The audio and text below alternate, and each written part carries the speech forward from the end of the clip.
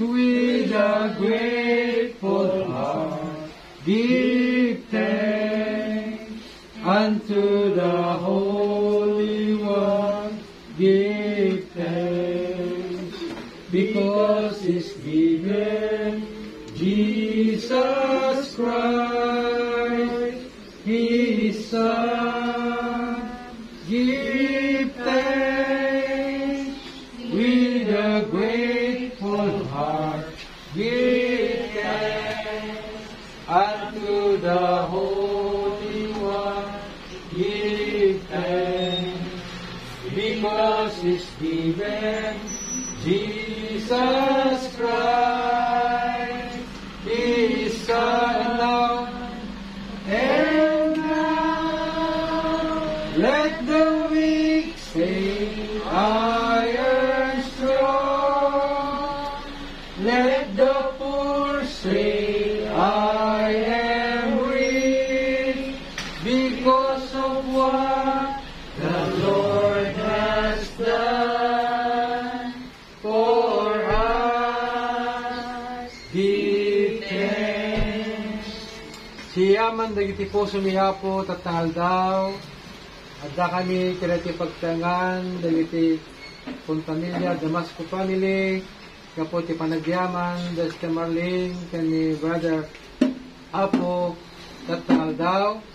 Daton mi dito nga panagkakadwa ni Apo kat mapadayawan kanagan mo itibiyag ni brother Billy kani Marlene dad mo Apo ti anak da ganiyuan nga blessing Apo kat ti Dios kapagyamangan mi si Aba nga panagkararag ni Apo oray pay ti panagyaman da tatalaw kinagan ni Apo iso. Amen.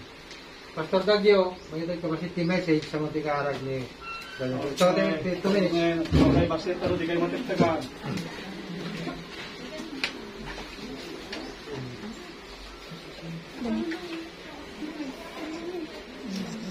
Okay. Praise God. May kadunga po, may kadunga niya. May kadunga na bunga birthday ni Army. Okay, at dati nagsiyaat na ibagbagat ni Biblia. Kung na nagtoy di Numbers chapter 6, 24, 26. Kung na nagtoy, pagpalain kanawa at ingatan ni Yahweh. Naway kahabagan kanya at subaybayan. Lingapin kanawan niya at bigyan ng kapayapaan. Okay? Yan ang salita ng malapsak sa 25. Naway kahabagan kanya at subaybayan. Naging 26. Lingapin kanawan niya at bigyan ng kapayapaan.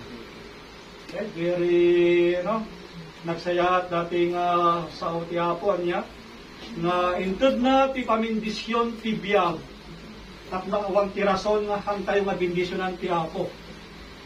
Amen.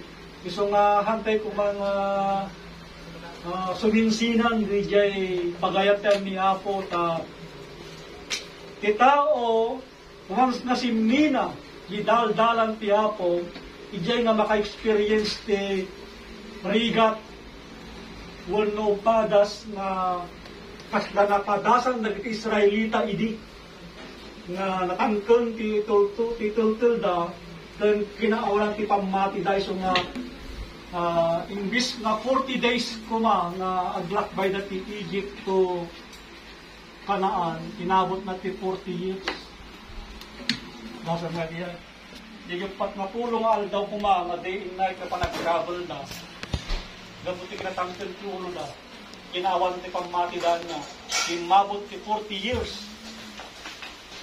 Kat daytoy nga basbas ni Apo Dios nga iso kumatamati kwa.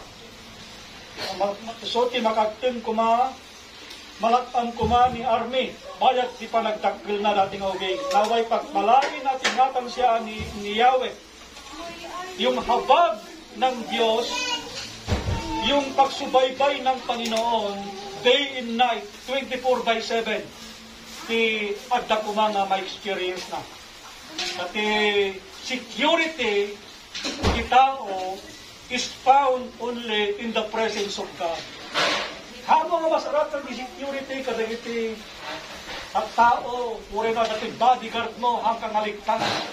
Ure no aduti property mo hanggang aligtas. Love, in the presence of God alone, wherein we can find security. So kung ti Biblia, yung habag ng Panginoon, yung pagpapala ng Panginoon, yung paglingap ng Panginoon, at yung pagbibigay ng kapayapaan ng Panginoon, ito ang kinakailangan ng tao.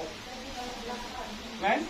So kung nagsaya, dati nga talong nga basbas na versikulo, 24, 26, 24, 25, 26, iti numbers, nga mabalin nga mapadasan tibay sa mga tao nga mamati at kamakalot ken agsirbikin ni Apo. Day and night you will experience the blessing of God. Pagpalain ka nawa ni Yahweh.